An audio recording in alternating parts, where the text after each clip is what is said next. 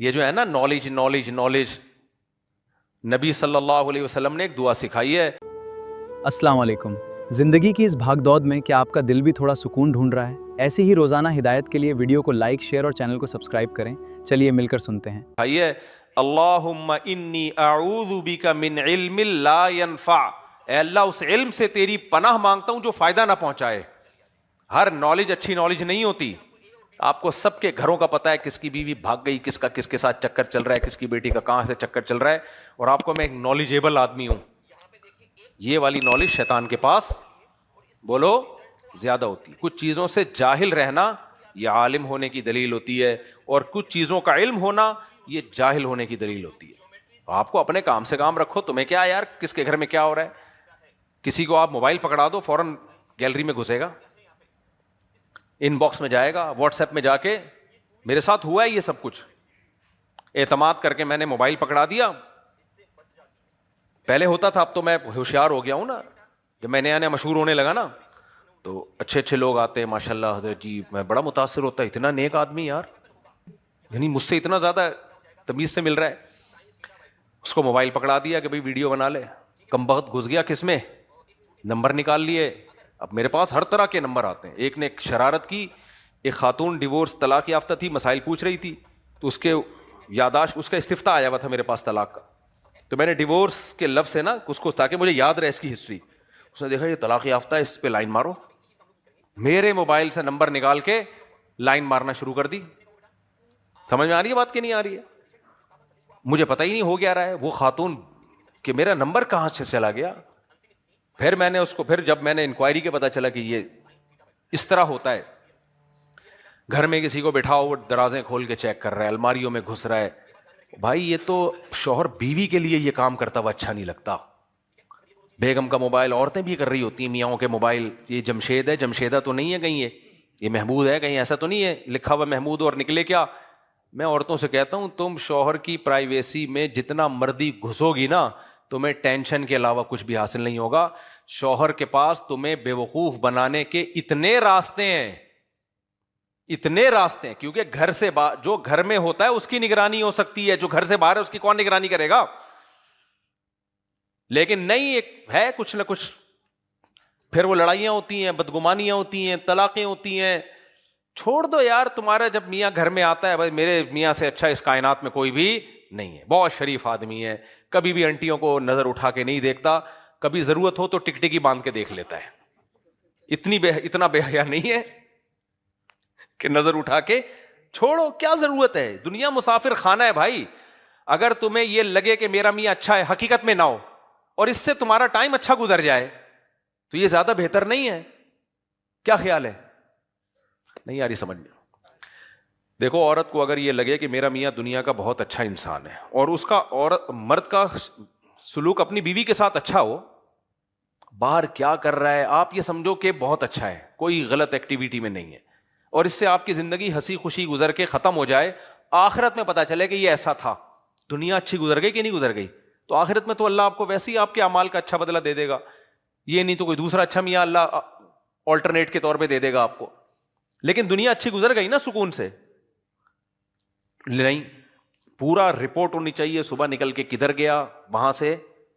اب میں دیکھ رہا ہوں جو میاں نے, ایک بات خوب سمجھ لو, میں تم لوگ کو خراب کرنا مقصد نہیں ہے, جب شادی ہوا کرے نا بیگم کو شروع میں بتا دو کہ ریموٹ کنٹرول کی طرح مجھے کنٹرول کرنے کی کوشش مت کرنا. جن لوگوں نے شروع میں شریف شرفا بننے کی کوشش کی, کچھ لوگ ایسے نیک شریف شرفا ہوتے ہیں, جب شادی ہو گئی بیگم صبح جا رہے ہیں, بیگم پوچھتی ہے, دلہن پوچھتی ہے کہاں جا رہے ہیں, بیگم آفس ٹائم ہو رہا ہے, تو آج تو چھٹی تھی آپ کی, چھٹی نہیں تھی لی آپ نے, نہیں میں اصل میں فوج میں ہوں یا کسی ایسے ادارے میں ہوں, میں چھٹی نہیں کر سکتا, یا میری ڈیوٹی بہت سخت ہے, کمپنی نے مجھے جو چھٹیاں دی تھیں پورے سال میں وہ لے چکا ہوں, تمہارے ابا نے شادی ڈیلے کی, پوری نا رپورٹیں پیش کرنا شروع کر دے گا. بیگم کہتی یہ ہوتا ہے میاں. میں نے ایک سوال پوچھا, پورے تھیسس اس نے میرے سامنے رکھ دیے. پھر آپ صبح جا رہے ہیں, پوچھ رہی ہے آج لیٹ ہو گئے آدھا گھنٹہ. بیگم وہ اصل میں ٹریفک میں بہت پھنس گیا تھا. بیگم کہے گی کتنا اچھا میاں ہے, اچھا ویڈیو بنا کے بھیجیں ٹریفک میں پھنسے ہوئے ہیں آپ کیونکہ آپ کیا ہیں, فیئر ہیں, منافقت آپ کے قریب سے بھی نہیں گزری.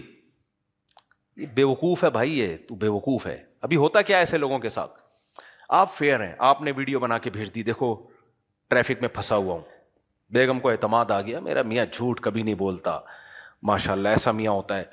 اس ٹائم پہ آپ پہنچ گئے, پھر صبح جا رہے ہیں, پھر کہیں دوستوں کے ساتھ بیٹھے ہوئے, بیگم نے پوچھا کہاں ہو, اتوار کے بیان میں بیٹھا ہوا ہوں. دوسری شادی سے متاثر تو نہیں ہو رہے, نہیں آج مفتی صاحب کا یہ ٹاپک ہی نہیں ہے, یہ دیکھو میں تمہیں لائیو تھوڑا سا سنا دوں, وغیرہ وغیرہ. خدا کی قسم کچھ دنوں میں تمہاری جو حالت ہوگی نا, اور تم سے زیادہ خراب حالت تمہاری بیوی کی ہوگی. یہ وہ لاڈ ہے جس سے آپ کے گھر تباہ ہو جائے گا کل. جن لوگوں نے اس طرح سے زندگی گزاری ہے, زندگی عذاب میں آ گئی ان کی, اور بالآخر نقصان اس کا عورت کو ہی ہوگا, نقصان عورت کو ہوگا. میں کبھی گھر سے باہر ہوں نا, میرے گھر والوں کا فون آئے کہاں ہیں, کہ کہیں ہوں, بس یہ رپورٹ پیش کرنا میرے ذمہ ضروری نہیں ہے. اس میں ان کا فائدہ ہے, ان کو عادت ہی نہ ڈالو اس کی. بیسیوں جگہ ہوتی ہیں جہاں انسان پھنسا ہوا ہوتا ہے, نہیں جا سکتا ٹائم پہ. ہمارے ابھی ہم پنجاب سے آ رہے تھے, فلائٹ لیٹ, اب دھن کی وجہ سے فلائٹوں پہ فلائٹیں لیٹ ہوئے جا رہی ہیں. 5 گھنٹے لاہور ایئرپورٹ پہ بیٹھے رہے, پھر لیٹ, پینسل ہی ہو گئی اگلے دن. اب وہ کیا بولوں گا, کسی کے گھر کی باتیں نہیں کرنی چاہیے. تو ہمارے ایک ریلیٹیو تھے, ان کی بیگم کا فون آیا, وہ یقین ہی نہیں کر رہی کہ فلائٹ کینسل ہوئی ہے, وہ یقین ہی نہیں کر رہی کہ, وہ کہہ رہی ہے ٹوپی کرا رہے ہو. صحیح ہے نا. ایک اور ہمارے دوست ہیں, کسی کو نہیں پتا چلے گا کس کی بات ہو رہی ہے.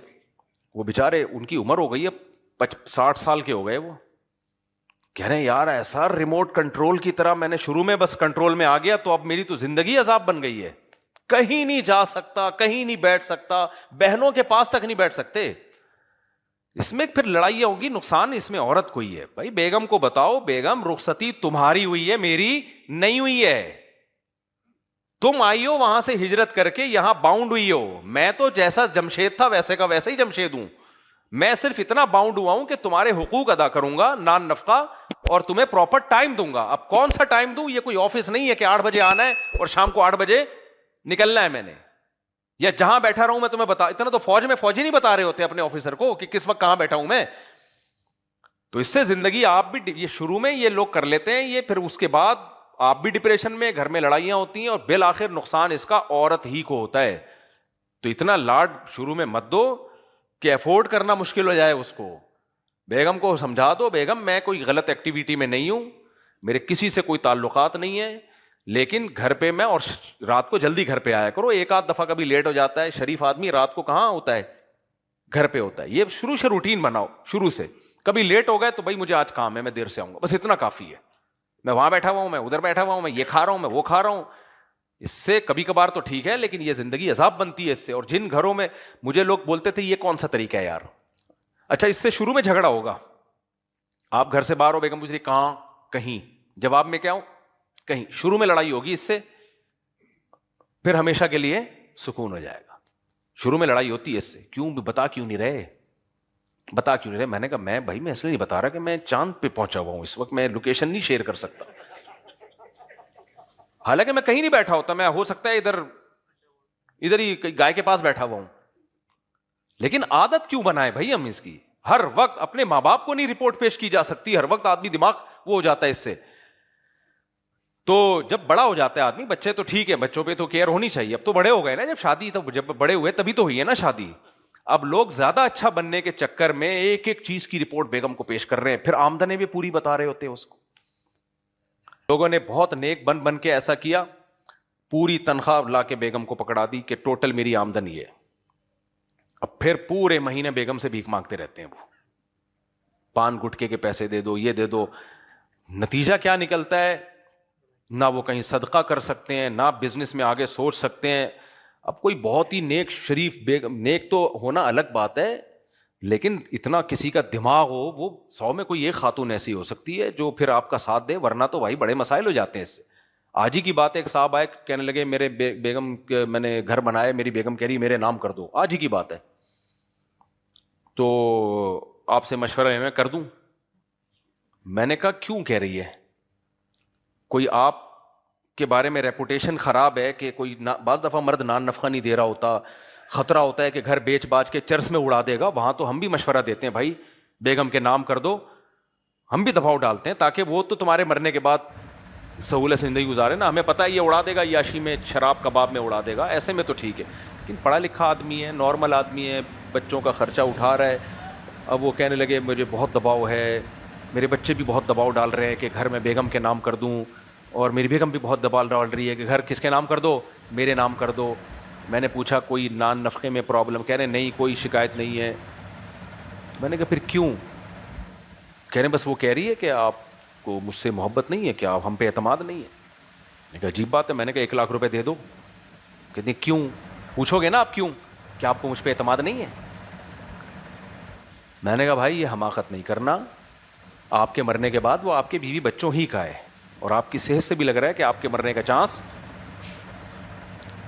ان کو میں نے کہا نہیں, دل چاہ رہا تھا کہنے کا. تو یہ بات ہی غلط ہے بھائی.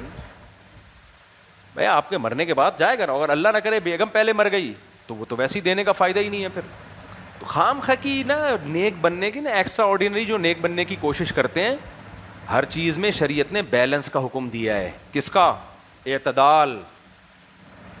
ہر چیز میں اعتدال ہے بھائی.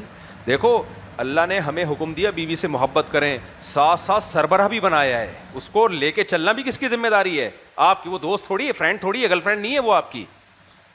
اس کی ذمہ داری ہے آپ پر. اس کی تربیت, اس کی جو ہیلتھ ہے, مینٹلی ہیلدی رہے, وہ دماغ خراب نہ ہو اس کا. بچے کو بہت زیادہ لاڈ پیار دینا شروع کر دے باپ, ہر مطالبہ پورا کر رہا ہے, تو لوگ کیا کہیں گے؟ محبت تو کرتا ہے لیکن بچے کو بگاڑ رہا ہے. لوگ کہیں گے کہ نہیں کہیں گے؟ یار جو کہتا ہے تو یہ تو بگڑ جائے گا, جب اس کی خواہشات پوری نہیں ہوں گی تو چوریاں کرے گا, ڈکیتی کرے گا. لہذا باپ کیا کرتا ہے؟ وہ بچے کے مطالبے پورے بھی کرتا ہے, اور بہت سے مطالبوں پہ نو بھی کہہ دیتا ہے. کیوں کہتا ہے؟ اب بچہ کہہ رہا ہے مجھے یہ چاکلیٹ چاہیے, مجھے یہ چاہیے, مجھے وہ چاہیے, باپ کہتا ہے نہیں. تو کوئی باپ کو یہ تانا دیتا ہے کہ تجھے اپنے بچے سے نفرت ہے؟ کوئی تانا دیتا ہے؟ نہیں دیتا. کیوں؟ اس لیے کہ ان کو پتا ہوتا ہے جہاں بچے سے محبت ہے وہاں یہ بچے کا سرپرست بھی ہے, اس کے ذمہ اس کی تربیت بھی ہے. تو ایسے ہی انگریزوں کا یہ تصور ہے کہ میاں بیوی بس ایک جیسے ہوتے ہیں. نا نا نا نا, اسلام نے کہا ہے کہ جس باپ نے اپنی بیٹی تمہیں دی ہے تو سنبھالنا بھی اب کس کے ذمہ ہے؟ صرف کھلانا پلانا نہیں ہے, سنبھالنا ہے. تو سنبھالنے میں یہ ہے کہ بیلنس لے کے چلنا ہے. اتنا زیادہ نہیں ہو کہ وہ بس کہیں کے بھی نہیں رہو آپ, وہ اس کو نقصان ہوگا اس کا فیوچر میں چل کے. وہ ایسا کنٹرولنگ سسٹم آ جائے گا نا کہ بس گئے کام سے آپ, اسی کا نقصان ہے کل جا کے اس کا. تو خیر